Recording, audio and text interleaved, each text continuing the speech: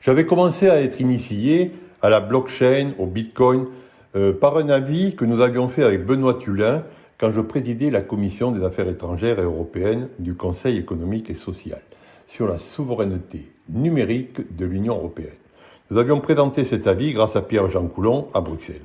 Ensuite, dans le cadre d'un accord avec le Conseil économique et social du Centrafrique, j'avais pu rencontrer Faustin Touadéra, le président de la République, et Alfred Taiga Poloko, le président du Conseil économique et social.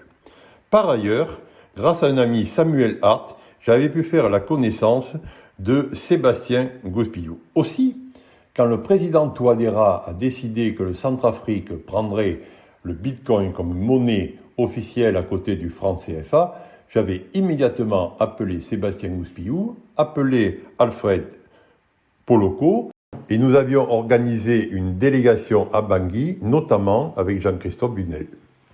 Par le bureau du Conseil économique et social, à sa tête, son président Alfred Taiga Poloko. Celle-ci est à Bangui pour animer le vendredi prochain au palais de la CEMAC une conférence débat sur Bitcoin à l'intention de l'élite nationale et de la société civile, suivie d'une large communication sur la question à l'intention de la population. Le chef de mission. Avec la délégation qui m'accompagne, dont il y a 6 ou 7 spécialistes du Bitcoin, c'est pas seulement français. J'ai des Suisses, des Belges, dont ce sont des spécialistes internationaux. Ils étaient d'ailleurs 2 d'entre eux au Salvador la semaine dernière, où il y avait 40 banques centrales et ministres qui étaient réunis, parce que vous savez que le Salvador a déjà aussi pris le Bitcoin comme monnaie. C'est très important que les commerçants, les citoyens voient de manière concrète comment on peut régler ces problèmes, vous voyez. Et donc, ce que nous aborderons, on peut le dire un peu avant, mais on va s'enrichir d'abord pendant 2 jours de tout ce qu'on aura entendu. Mais ce qu'on voudra donner comme axe, c'est de dire, vous êtes un pays souverain, Centrafrique. Vous avez pris cette décision. On est là pour apporter des solutions techniques, concrètes, à ceux que vont poser les questions comme les commerçants, les sociétés, les citoyens.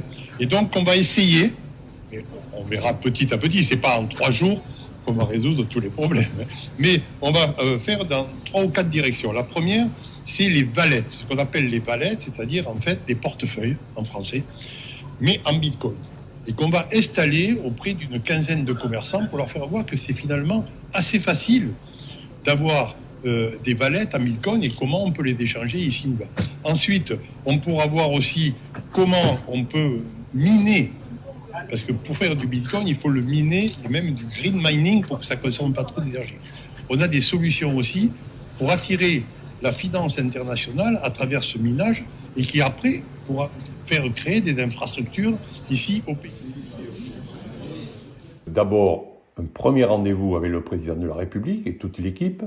Ensuite, nous avions organisé une rencontre avec des hommes d'affaires et des femmes d'affaires surtout qui sont très dynamiques en Afrique pour leur expliquer ce qu'était le Bitcoin, pour leur mettre des wallets, c'est-à-dire des portefeuilles, et leur faire voir que c'était assez facile d'échanger.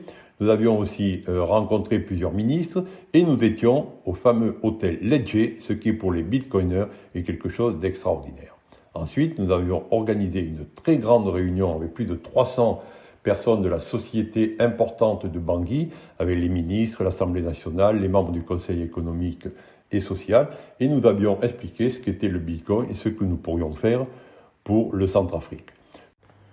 Dès le début, la délégation a dit, et nous l'avons écrit aussi dans des notes, que nous ne voulions pas intervenir dans les discussions entre le Centrafrique et les autorités monétaires d'Afrique centrale, car ça ne nous regarde pas, mais nous sommes à la disposition de la société civile et des citoyens.